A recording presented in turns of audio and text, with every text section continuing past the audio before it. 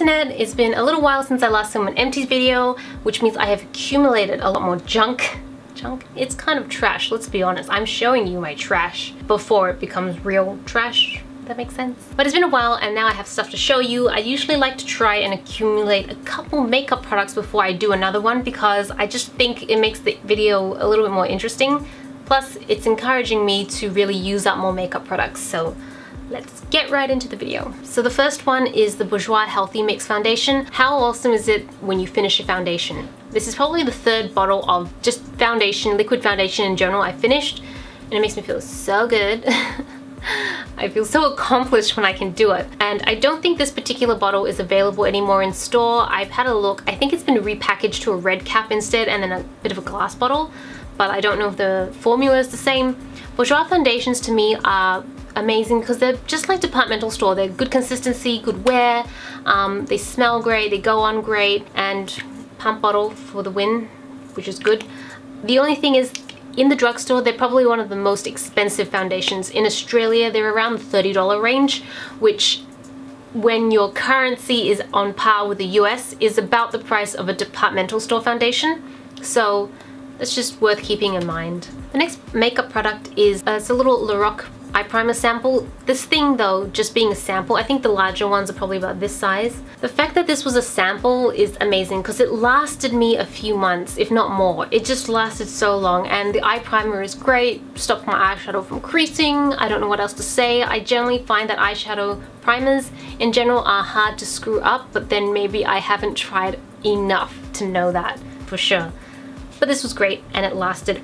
And the last makeup product I want to show, because I only had 3, it's an Empties video. You're going to see a lot more skincare and body than makeup, but this is the Anastasia Beverly Hills Clear Brow Gel. I still feel there's probably a bit of product left in it, but the thing about clear brow gels that I'm really getting off now is that it just makes your brows look crusty instead, and I'm really getting more into the tinted brow gel because it has color in it, whereas clear tends to pick up all the pigments that you have in your eyebrows when you comb it through. So usually I have some foundation in my brows and then it becomes kind of like a tan colored gel, and then you're putting tan colored gel on your brows and it looks bad.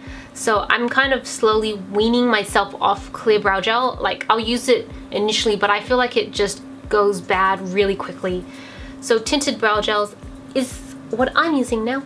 Well, that's it for makeup. I'm gonna go straight into skincare. First up is Bobbi Brown Gentle Cream Cleanser from their brightening collection. Their brightening line smells a little bit like lemons, and I think maybe that's because it's supposed to brighten your skin, but generally I'm just meh about their brightening line. I'm not a huge fan. I actually prefer their more hydrating, rich hydrating lines instead. It just feels more luxurious. It just feels better on the skin. I feel like the brightening line, well, I haven't noticed any brightening on my skin whilst using it, so I just really don't have much to say, but it's a cream cleanser. I've used it, and yeah. The next is Anouks, I'm gonna say it in English, it's Anti-Fatigue Moisturizing Eye Cream. There's French in it and I can't speak French, so I'm not even gonna try.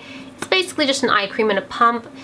It smells so good though. It reminded me of tea, like chrysanthemum tea or something, so I really love putting it on and just like smelling tea for forever after that. I don't know why.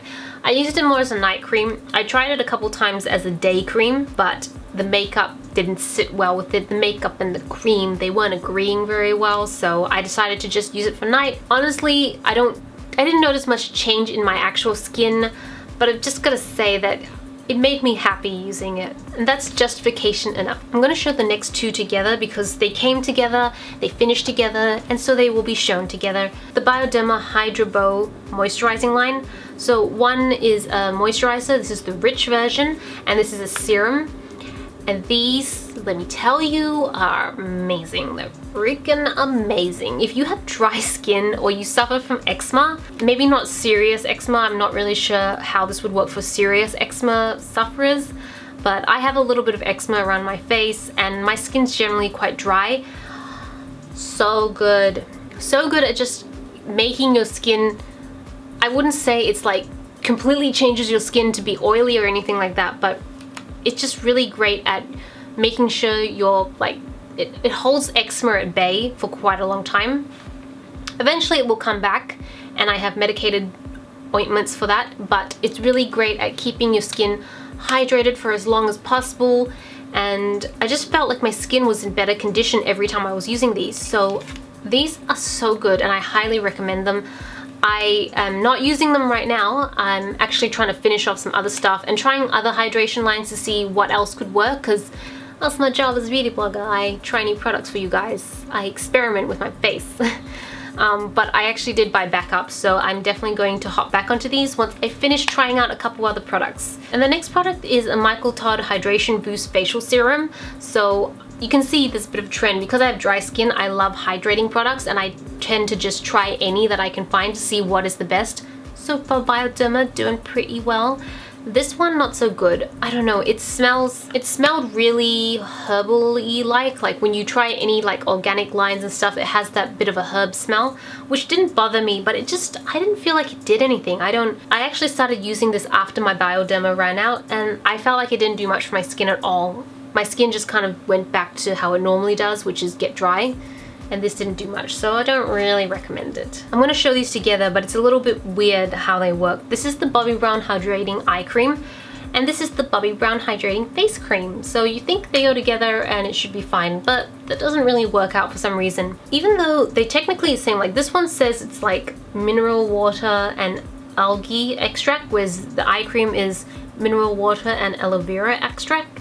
I'm sure there's a reason why they're different, but as a result, they don't perform the way I thought they would. The Hydrating Eye Cream is so good, and if you want something hydrating with and to wear makeup on top, this is what I recommend. I've got that on right now because I have a second I have a second tub of it. It just works so well under makeup, and it's really great at minimizing my fine lines underneath, so you don't really see them that much. Hopefully you don't see them. It's just really great moisturizer, really great at keeping your under eye area hydrated. I wish it wasn't in a tub, but I do use a little cotton tip to just take out what I need, so I don't actually ever put my finger in this. The Hydrating Face Cream, on the other hand, didn't really do the same thing. It was just a moisturizer, but I can't say it was very hydrating. The Bioderma was still way better than this, so I think I still have another one of this that the PR may have sent me. I'm not sure why I've got it.